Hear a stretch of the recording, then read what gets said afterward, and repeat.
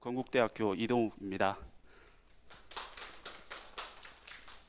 네, 제가 발표할 사상가는 우송 김태길 선생입니다. 앞에 발표하셨던 분들이 주로 조선시대 이제 충주와 연고를 가진 지식인들이라면 우송 김태길 선생은 충주 출신의 학자였고요. 식민지 시대 때 태어나서 2000년대에 돌아가셨으니까 아마 현대에 가장 가까운 인물일 거고요. 그리고 지금 여기 이제 지금으로 말하면 돌아가셨으니까 이제 거의 초상화 같은 게 된 거죠. 2004년부터 2008년까지 대한민국 학술원의 원장을 하셨어요. 2번 연임을 하셨는데 그때 학술원 원장 할 때 초상화입니다. 그래서 말년의 모습을 잘 보여주는 초상화여서 여기다가 이제 앞에다가 한번 걸어봤습니다. 자, 양력을 먼저 간단하게 살펴보면요. 이 김태길 선생은 1920년 11월에 태어나셔가지고 2009년 5월 7일에 돌아가셨습니다. 별세하셨고요. 그 다음에 20년에 태어난 곳은 충주 파소라는 지역에서 태어났고요. 충주읍은 아니었고 지금 교통대 건너편 쪽의 일부 지역일 걸로 추정은 되는데 지도를 찾아보면 여러 지역이 나와요. 그래서 제가 몇 군데를 찾아보면서 추정은 해놨는데 지도상으로는 약간 좀 넓은 범위, 파소라는 지명을 지금 쓰는 곳이 한 3군데에서 4군데 정도 있더라고요. 그 중에 하나일 걸로 추측은 됩니다. 그리고 충주에서 지금으로 말하자면 이제 초등학교를 다녔고요. 그 다음에 중학교는 원래는 요즘에 중학교에 해당되는 데는 충주에 있는 농업학교, 3년제 농업학교를 가려고 그랬는데 3형제 중에 큰 형이 막내였는데 큰 형이 그냥 청주로 가라. 충주에 있는 농업학교가 너무 좀 작은 학교다라고 권유를 해서 청주로 가게 됩니다. 그래서 청주에서 요즘으로 말하자면 이제 중학교에 해당되는 4년제 중학교를 다녔고요. 그리고 충주에서 중학교를 다니면서 요즘에 해당되는 고등학교는 사실은 지금과는 그 교육 편제가 많이 달랐기 때문에 서울에 있는 경성공업고등학교를 나름대로 가려고 해요. 왜냐하면 일제시대 때 조선 사람들 중에 좀 똑똑한 젊은이들이 갈 수 있는 학교는 농업학교 아니면 사실은 공업학교였었고 경성제국대학을 가는 경우는 좀 돈 많은 집안이 권문세족들 출신들이나 갈 수 있는 이런 거였기 때문에 지역 출신의 좀 똘똘한 젊은이들은 공업학교 아니면 주로 농업학교를 다녔고 아마 그래서 여기 좀 연세 있으신 분들은 아마 그런 정황을 대충 아실 거라고 생각을 합니다. 근데 원래는 공업학교를 가려고 그러다가 수학여행을 가는 기차에서 일본 학생들이 조선에 여행을 왔는데 수학여행을 온 것 같아요. 수학여행을 왔는데 대학의 예과에 해당되는 고등학교, 지금과 편제가 좀 다릅니다. 2년의 대학 예과인 고등학교 학생들이 교복을 입고 다니는 걸 봤는데 굉장히 멋집니다. 이 멋지게 됐던 이유가 일본이 그 당시에 독일하고 상당히 가까웠었죠. 2차 대전 때. 근데 이 독일의 영향을 많이 받았는데요. 이 독일의 분위기가 비스마르크 시대 때부터 독일에서는 이 훌륭한 젊은이들을 군인으로 유도하기 위해서 비스마르크가 쓴 정책 중에 하나가 이 군인들한테 줄 돈이 없으니까 어떤 정책을 쓰냐면 엄청나게 젊은이들이 탐낼 만한 예쁜 군복을 입힙니다. 그래서 예쁜 군복을 입혀가지고 젊은 청년들이 유니폼을 입고 돌아다니는데 너무 멋진 거예요. 최고급 이 의복에 해당이 됐죠. 근데 그걸 보고 젊은 아가씨들이 환호를 합니다. 와, 오빠 너무 멋져 막 이러면서 환호를 하니까 이 청년들은, 남자들은 이쁜 여자들이 좋아하는 걸 하고 싶어하는 본능이 있거든요. 그러니까 젊은 아가씨들이 환호하는 군인으로 똑똑한 젊은이들이 많이 투신을 하게 돼요. 그게 독일의 군대가 유럽에서 최강의 군대가 됐던 이유 중에 하나가 됐는데 일본이 그걸 따라합니다. 그래서 군인이나 이 대학생들 옷을 그냥 우리가 입는 그런 후질구레한 교복이 아니라 대학 정도가 되면 굉장히 멋진 망토에다가 좋은 옷을 입혀놨어요. 그러니까 그걸 보고 또 아가씨들이 와, 우리 대학생 오빠 너무 멋지다. 그럼 이제 또 똘똘한 젊은이들은 또 따라 하고 싶은 거예요. 왜?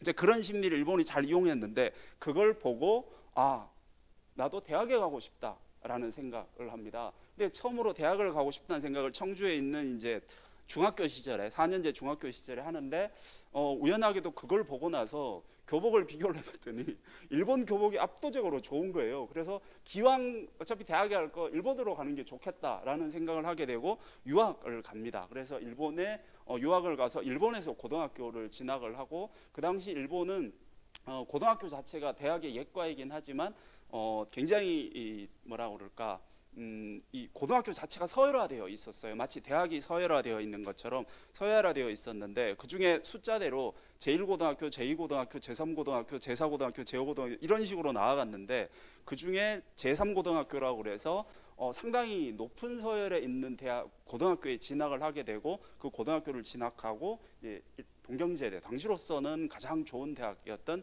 동경제대로 들어갑니다. 처음엔 종교학을 전공할까라고 생각을 해요. 이 사람이 약간 좀 젊었을 때부터 인문학에 대한 관심이 있었다는 거죠. 근데 주위에 있는 젊은이들이나 아니면 뭐 선배들이 1943년이면 일본이 2차 대전에서 패망할 가능성이 많다라는 걸 이미 일본의 지식인들은 어느 정도 자각하기 시작하거든요. 그래 대학에 있던 사람들이 그걸 알아요. 그래서 김택일한테 권합니다. 일본이 곧 망할 거고, 일본이 망하면 조선이 독립을 할 거다. 그러면 조선 유학생들 중에 똘똘한 사람들이 조선의 재건을 이끌어야 되는데, 종교학을 해서는 조선을 재건할 수 없다. 법학을 해야 된다. 라고 이야기를 합니다. 그래서 강하게 권유를 해서 형들 그래? 그러면서 이제 법학과로 진학을 합니다. 그래서 법학과로 진학을 하는데 1년 정도가 안 돼서 한 학기 정도 하고 대학 생활을 되게 만족스럽게 하고 좋아하는데, 일본에서 이때쯤 되면 이제 43년에서 43년 10월에 입학을 하거든요. 그래서 44년 정도가 되면 일본의 패망이 점차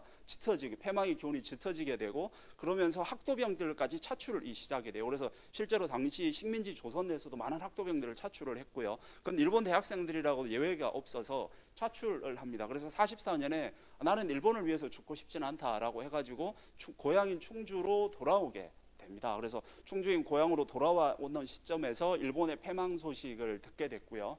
그리고 거기서 충주에서 할아버지가 충주 출신인 서울에서, 할아버지가 서울로 이주를 해서 서울에서 살았지만 그 당시 할아버지가 충주로 돌아와 있어서 할아버지를 보살피기 위해서 왔던 손녀인 이종순과 충주에서 또 결혼을 하게 됩니다. 그리고 결혼을 하게 되고, 결혼하고 나서 이 충주여고에서 강사 생활을 한 6개월 조금 안 되게, 한 학기 조금 안 되게 하게 됐고요. 그러고 나서 그 충주여고 강사를 그만둔 시점쯤에 47년에 서울대학교에서 공고가 납니다. 편입생 모집이라고 공고가 나요. 그래서 46년 말에 서울대학교 철학과에 편입을 하게 됩니다. 그래서 아마 이 사람이 철학과로 편입을 하게 된 게 주위의 권유로 법학을 전공하긴 했지만, 공부를 해보니까 아무래도 종교학을 원래 전공하고 싶었던 것처럼 약간 인문학에 대한 관심이 많았던 것 같아요. 그래서 서울대학교 철학과를 졸업을 하고 48년부터 대학원 석사과정에 진학을 합니다. 그래서 대학원에 진학하고 나서 처음에는 대학원 진학하자마자 당시에는 석사과정만 들어가도 강사를 했어요. 그래서 나중에 고려대학교 의과대학이 되는 그 서울여자의과대학에 가서 강사 생활을 시작을 합니다. 그리고 석사 학위를 받자마자 1949년인가에 그 이화여대 교육학과에 이제 처음으로 전임 교수로 취업을 하게 돼요. 그리고 나서 1년 있다가, 1년 좀 안 됐을 건데 그때쯤에 1950년에 6.25 전쟁이 벌어집니다. 근데 6.25 전쟁이 벌어졌는데 김택일 선생이 충주로 피난을 하거나 하지 않고 대학에서 나 뭐 학생 가르치는 사람인데 별일 있겠어? 뭐 인민군이라고 뭐 별거 있겠어라고 생각했다가 인민군한테 의용군으로 징집이 돼요. 8월에 징집이 됩니다. 그래서 이 2달 동안 강원도 쪽으로 군대로 징집이 돼서 끌려가가지고 기본적인 군사훈련을 2달 동안 받는데, 그때쯤에는 이미 50년 10월이면 낙동강 전선에서 북한군이 밀리기 시작하고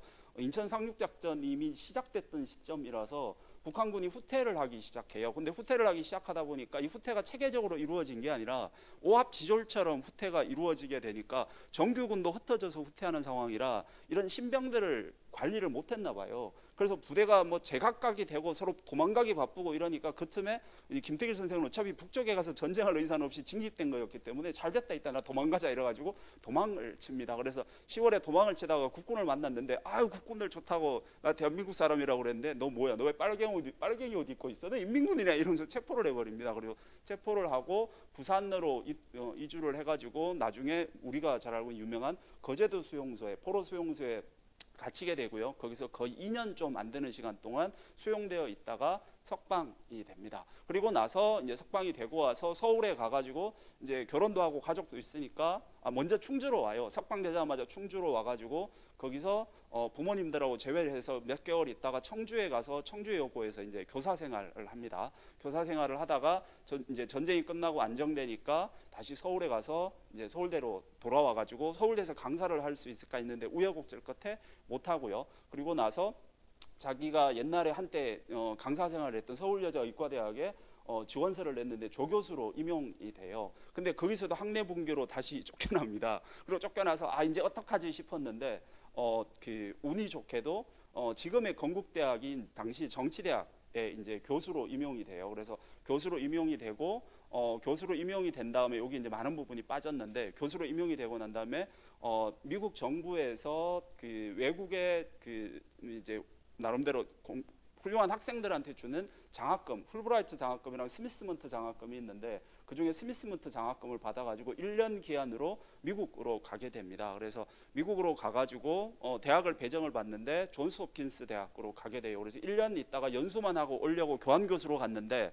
존스 홉킨스 대학이 학부대학이 아니라 연구중심 대학이라서 거기서 박사 논문을 1년 반 정도, 2년이 좀 안 되는 시간 만에 박사 논문을 쓰고 그러니까 학사학위와 석사학위는 서울대에서 있는 거고 박사학위는 미국의 존스 홉킨스 대학에서 받게 됩니다. 그리고 나서 갔다 와서 박사학위를 받게 되니까 철학과가 있는 데 가서 강의를 하고 싶다라고 해서 연대에서 1년을 하고 62년에 서울대로 옮기고 나서 86년에 퇴직할 때까지 서울대 철학과 교수로 이제 재직을 하면서 학생들에게 철학, 특히 윤리학을 가르쳤습니다.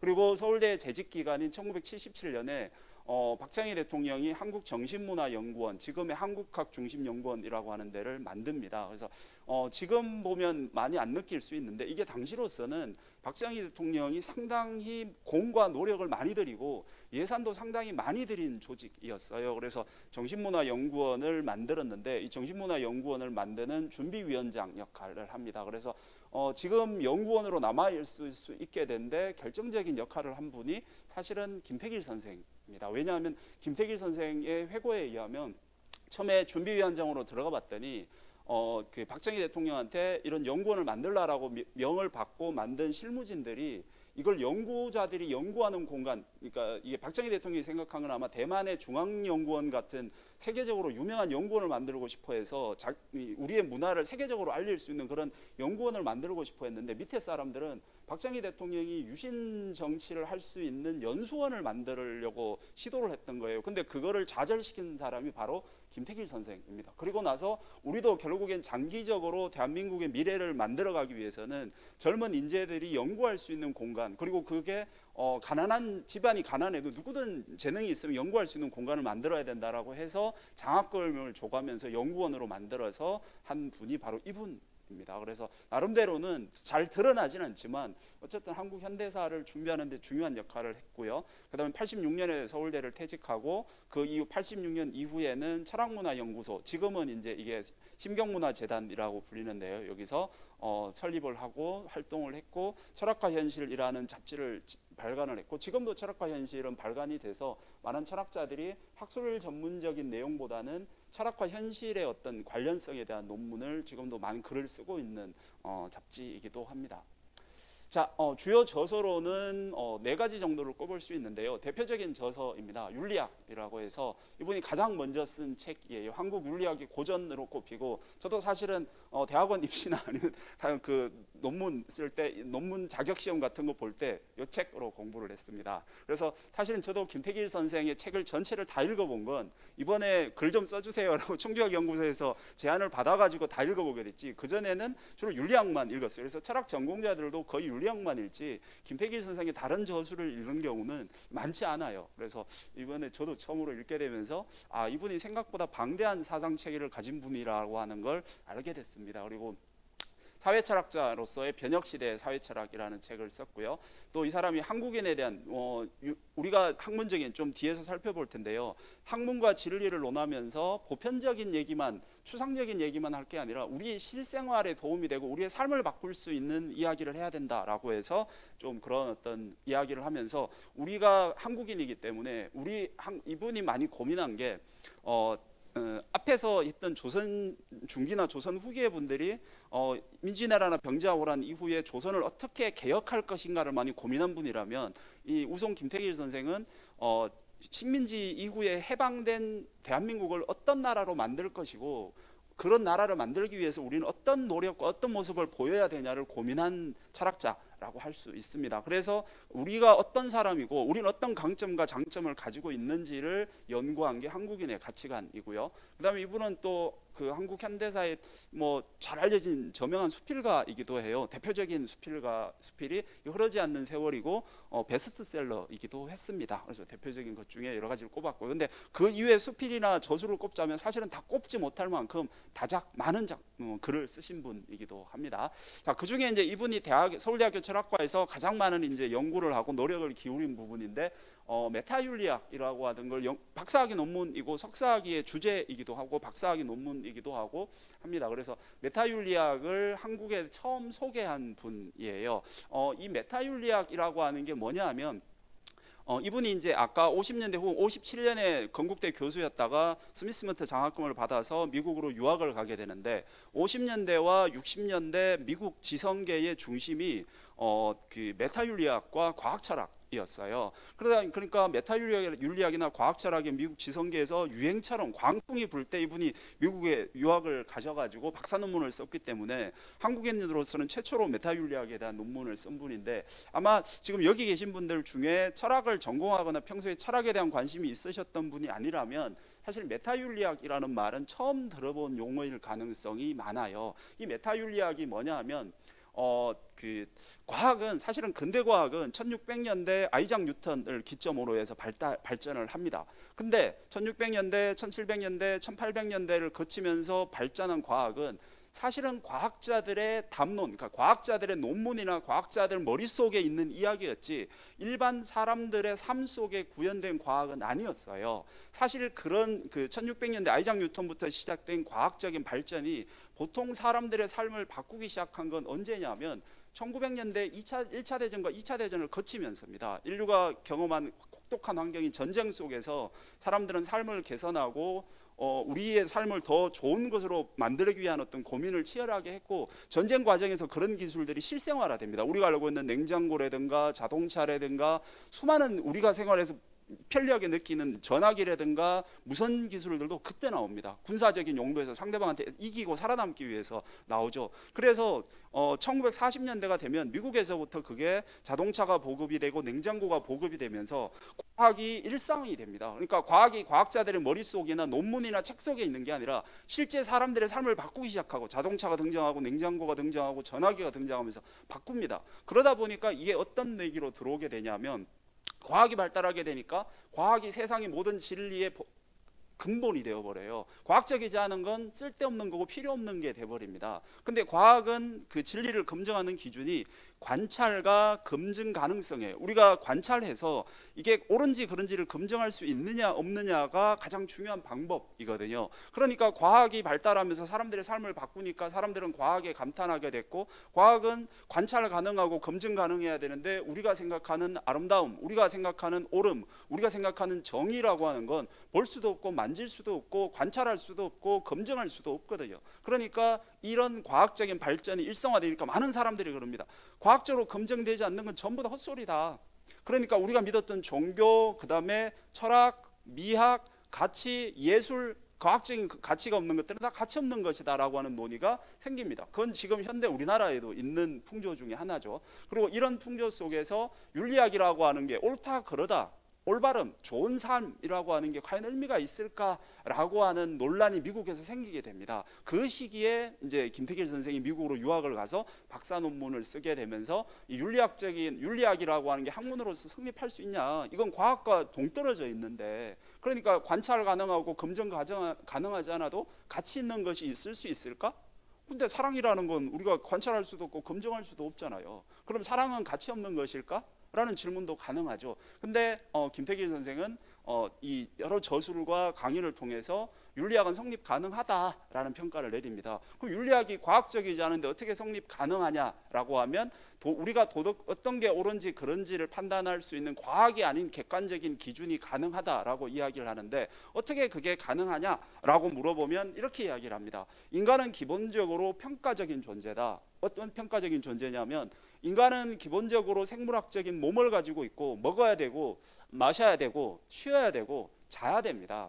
그럼 인간은 생존을 하기 위해서 끊임없이 생물학적인 욕구를 가지고 있는데, 이 욕구를 충족시키기 위해서 우리는 먹을 때 더 좋은 걸 먹어야 되고, 우리는 입을 때 더 이쁜 걸 입어야 되고, 우리는 쉴 때 더 좋은 자리에서 쉬어야 돼요. 우리는 여자친구나 남자친구를 사귈 때 더 멋진 남자나 더 이쁜 여자를 찾아야 됩니다. 그러면 그렇게 하려고 그러면 사람은 본질적으로 생존하기 위해서 평가할 수밖에 없어요. 어떤 음식이 더 맛있는 음식인지, 어떤 옷이 더 이쁜 옷인지, 어떤 이부자리가 더 좋은 이부자리인지. 그러니까 인간은 본질적으로 평가를 할 수밖에 없는 존재이고, 평가를 할 수밖에 없는 존재인 인간은 삶 속에서 평가하는 삶을 살 수밖에 없다라는 거죠. 그래서 우리는 흔히 다른 사람들에 대해서 어디서 평가질이야 라고 말하지만, 그런 말을 하는 사람조차도 결국 내가 만나는 사람을, 내가 만나는 사물을 평가할 수밖에 없다라는 거죠. 그래서 김태길 선생은 인간은 본질적으로 제가 잘못 눌렀습니다. 평가할 수밖에 없는 존재다라고 해서 인간 본질에 대한 성찰을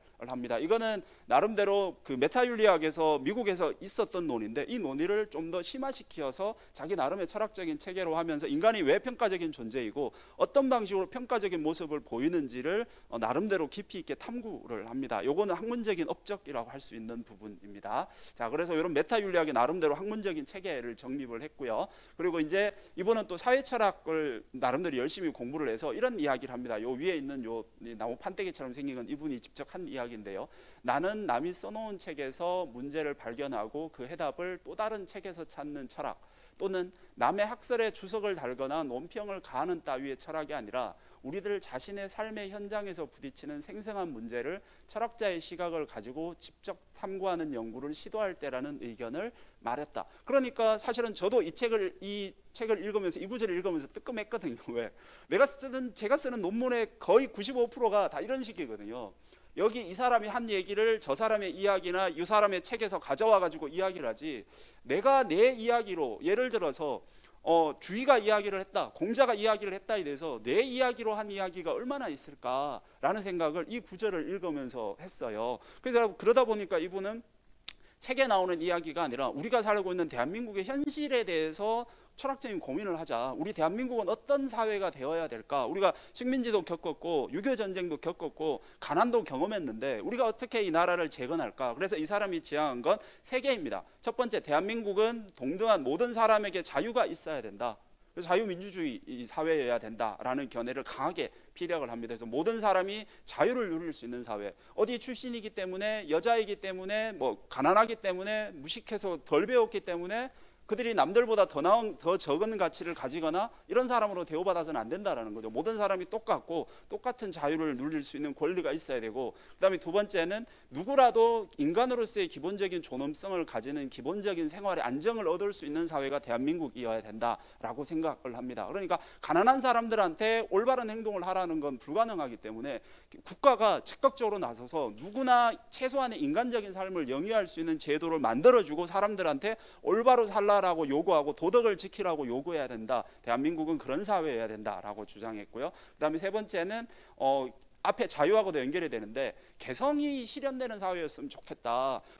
이분은 이제 사실은 좌우 대립도 경험했고 공산주의하고도 봤기 때문에 획일성에 대한 강한 반발을 많이 가지고 있어요. 사람들이 머리도 똑같아요. 박정희 정권 때도 사실은 좀 불만을 가지고 있었던 게, 자유민주주의에 대한 지향은 옳지만 왜 자꾸 사람들을 똑같이 만들려고 하느냐. 똑같이 만드는 사회는 결국 파멸할 수밖에 없다라고 생각을 합니다. 그래서 모든 사람이 자유롭게 기본적인 생활의 안정을 누리면서 자기가 옳다고 생각하거나 아니면 자기 나름의 개성을 실현할 수 있는 사회가 대한민국이어야 된다라는 지향점을 가졌는데, 아마 이분이 철학자여서 그런지 모르겠지만 1950년대 이후에 우리나라 지식인들이 꿈꾸던 대한민국의 가장 표준적인 어떤 형태를 이분이 보여주고 있지 않나라는 생각이 듭니다. 자, 그리고요.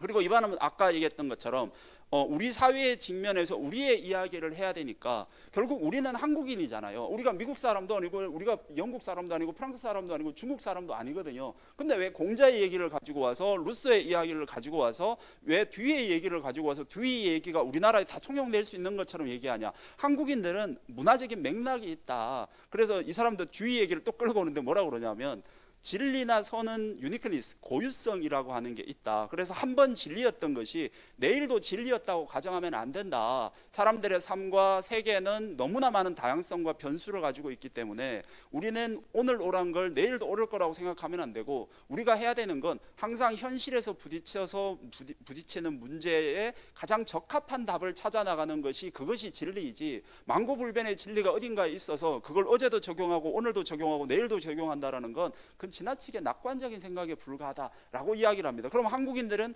우리 한국인들을 고민해야 우리가 찾아갈 올바른 방식을 끄집어낼 수 있겠죠. 그래서 한국인들을 연구를 합니다. 소설을 통해서 연구하기도 하고, 자기가 대학생들에 대한 설문조사를 하기도 하고, 자기가 나름대로 자기 삶 속에서의 통찰을 경험을 해서 한국인에 대해서 이분이 세 가지 정의를 합니다. 한국인들은 이성보다 감정이 우세하다. 한국에는 이성보다 감정이 우세한 기질을 가지고 있는데, 이게 단점이 되기도 하지만 또 한편으로는 한국인들이 예술 부분에서 뛰어날 수 있는 이유가 된다. 이게 1980년대 처음 나오는 이야기입니다. 그때는 한류도 없었고 K-팝도 없었고 K-드라마도 없었고 K-컬처도 없던 시대였는데 예술이라고 하는 분야가 한국의 주된 경쟁력이 될 수 있다는 걸 처음으로 얘기하면서, 그게 한국인들이 감정 부분에서, 그래서 감정적으로 되게 섬세하고 또 예술 부분이 발달하고 흥이 있는 민족이기 때문에 우리는 이거를 강점으로 발달시켜 나가면서 감정이 우세했을 때 부딪히는 문제의 약점을 보완해야 된다라고 이야기를 합니다. 그다음에 외면적 가치를 너무 선호한다 사람들이. 그러니까 이게 체면치레죠. 조선시대 때부터 봤더니 사람들이 체면치레를 자꾸 중시해서 외면적 가치를 선호하니까 과시와 체면 형식 같은 경우를 자꾸 중시하는 경향이 있는데, 이런 부분들은 고쳐야 된다. 근데 또 한편으로 체면치레를 중시하다 보니까 사람들이 다른 사람 눈치를 보게 되고 나쁜 짓을 노골적으로 안 하는 또 좋은 점도 있다. 그러니까 좋은 점을 개선하면서 나쁜 점을 수정하자. 그 다음에 부분에 대한 애착이 너무 강하다. 가족 중심의 문화가 발달돼 있고 소규모 집단 중심, 이게 발달해 있다. 그래서 국가 단위의 시각, 보편 인류의 전체에 대한 시각, 세계 시민으로서의 의식이 필요하다라고 이제 이런 방식으로 우리가 장점과 단점을 스스로 인식하고 그 장점과 단점을 장점은 살리고 단점은 보완하는 방식으로 나아가야 한국이 더 좋은 사회가 될 거다라는 생각을 제시를 했고요. 그러면서 이분이 한국인들을 연구하다 보니까 한국이 유교 사회적인 성향이 상당히 강한 거예요. 그래서 이거를 배제하고 나서 이걸 없다고 할 수도 없고, 우리가 이미 물려받은 문화를 없다고 할 수도 없고 버릴 수도 없고, 그렇다면 그거를 잘 분석을 해서 장점은 살리고 단점은 버리자, 이런 태도를 가져야 되는데, 앞에서부터 일관된 태도이기도 합니다. 김태길 선생의.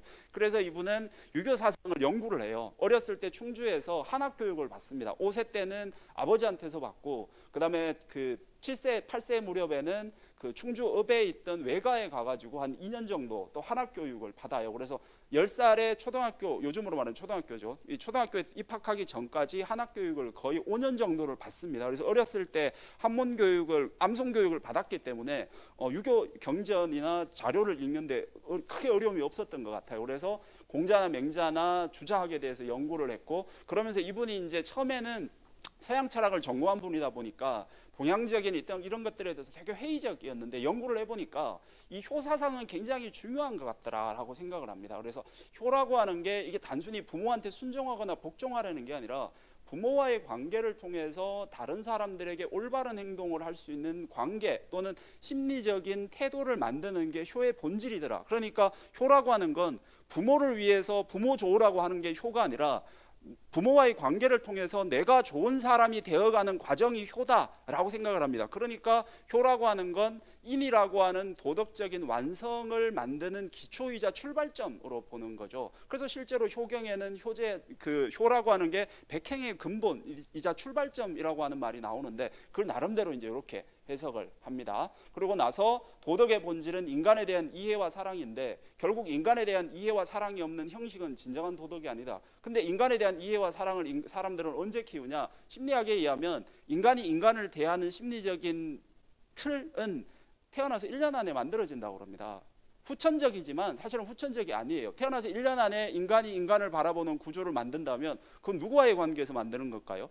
부모와의 관계에서 만드는 거죠. 그래서 요즘도 왜 우리 아이가 달라졌어요부터 아이들의 문제를 해결하는 수많은 프로그램에 보면 다 문제를 해결하기 위해서 뭘로 가요? 부모와의 관계로 거슬러 올라가잖아요. 그게 사실은 동양의 공자의 통찰이었거든요. 결국 인간의 본질은 부모와의 관계에서 이루어진다. 이걸 이제 김태길 선생이 보고 나서 이 사상은 버릴 수가 없다. 이건 우리가 계속 나름대로 우리 후손들을 교육하고 한국이 올바른 사회로 나아가기 위해서 유지해야 되는 가치다라고 이제 인정을 하게 됩니다. 그리고 가족주의라고 하는 것, 이것도 나쁘게 보지 않아요. 한편으로는 그러니까 너무 가족 이기주의가 될 수도 있는데, 가족을 통해서 유대감과 정서적인 공감 능력을 기를 수 있다면 현대사회가 가지고 있는 개인주의나 허무주의를 극복할 수 있는데 가족주의가 잘 활용될 수 있을 거다. 그래서 우리가 가지고 있는 가족주의를 가족 이기주의라는 이름으로 버리지 말자라고 하는 게 이 사람의 생각입니다. 그래서 가족주의, 부모가 자식들에게 헌신하는, 이게 한국의 독특한 문화 중에 하나입니다. 예를 들어서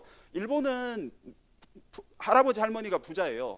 젊은이들이 가난합니다. 왜 그러냐? 할아버지 할머니들이 결혼할 때 뭔가를 자식들한테 미천을 물려주거나 뭔가를 해주지 않아요. 왜? 니들은 니들 삶 살려는 거죠. 그래서 일본은 할아버지 할머니, 아버지 엄마는 부자인데 젊은이들은 가난해요. 그래서 소비가 안 해서 지금 큰 문제가 생기고 있는데, 한국은 반대 현상이 생기죠. 부모들이 자식들한테 계속 너무 많이 해주려고 해서 문제예요. 근데 그러다 보니까 자식들이 이것 때문에 누구네 집은 얼마를 해준다는데 누구네 집은 안 해준다라는 문제가 이 가족주의 중에 하나입니다. 그런 폐단이 있기도 하지만 또 한편으로 일본이 가지지 않은 장점을 가지기도 해요. 부모들이 자식들한테 끊임없이 헌신하려고 하다 보니까 자식 세대들이 그만큼 발전할 여지가 많이 생긴다라는 거죠. 그래서 가족주의 단점을 개인주의 단점을 극복하는 데 활용하자. 그다음에 한국이 감정이 우세하니까 서양 철학의 장점인 이성을 한국적인 정서와 조화시키려는 노력을 하자. 그래서 교육 과정에서 학생들에게 지성과 이성을 가르치되 감정을 통해서 타인에게 공감하고 타인을 이해할 수 있는 자세를 같이 기른다면 한국인들이 정말 좋은 사람들이 될 것 같다라는 이야기를 합니다. 자, 그리고 이제 세 번째로 이제 수필가인데요. 자, 수필가로서의 김태길 선생은 수필에 대한 관점이 확고합니다. 진솔함은 수필의 생명이다. 요 말만 딱 들으면 무슨 말이지 싶은데, 사람들이 수필을 쓰거나 소설을 쓸 때 가상해서 문제를 이제 글을 자꾸 쓴다라는 거죠. 근데 김태길 선생은 대부분의 사람들은 실제로는 다 낮은 단계에 머물러 있다. 이게 인간의 현실이다. 그래서 자기 자신을 미화 없이 진솔하게 그린다는 것 자체가 이미 하나의 미덕이 될 수 있다. 그러니까 수필이나 소설을 쓸 때 자기의 경험이나 자기의 세계, 자꾸 가상을 만들지 말고 진짜 자기가 경험한 자기의 이야기를 할 수 있어야 진정한 소설이자 글이 될 수 있다라고 봤다라는 거죠. 그래서 김태길 선생은 수필가로서 많은 글을 남겼는데요. 이분이 수필을 많이 쓴 이유가 철학적인 용어로 이야기하면 사람들이 잘 못 알아듣습니다.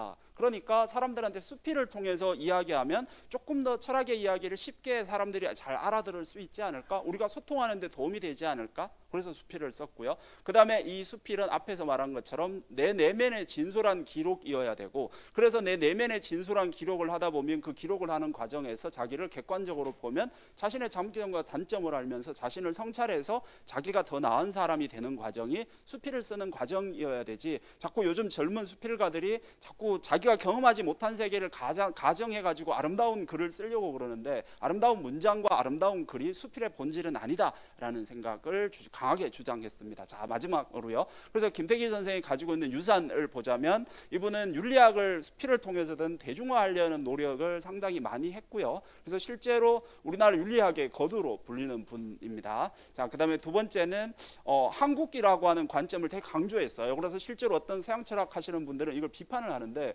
왜 철학 일반을 이야기해야지 왜 한국인들의 얘기를 자꾸 특수한 얘기를 하려고 그러냐. 그런데 김태길 선생은 우리가 실천하려면 우린 유럽이나 미국에서 실천하는 거 아니다. 한국에서 실천하려면 한국 문화와 한국인들의 사고와 한국인들의 관습을 알아야 된다라고 해서 한국적인 윤리관을 정립하기 위해서 많은 노력을 기울였고요. 그 다음에 세 번째는 그런 게 아무리 있어도, 윤리학도 있고 한국적인 관점도 있어도 사람들이 실천하지 않으면 아무 소용없다. 그래서 누구든지 실천을 해야 된다. 그래서 자기 스스로도 나이가 많이 들어서도 철학을 확대하고 젊은이들과 토론하는데 주저하지 않고, 그래서 젊은이들한테 불치하문, 자기보다 어린 사람한테 묻는 것을 부끄러워하지 않는 태도를 보이면서 노력을 한 게 이분의 어떤 유산이자 우리가 본받을 점이라고 하겠습니다. 예, 들어주셔서 감사합니다. 마치겠습니다.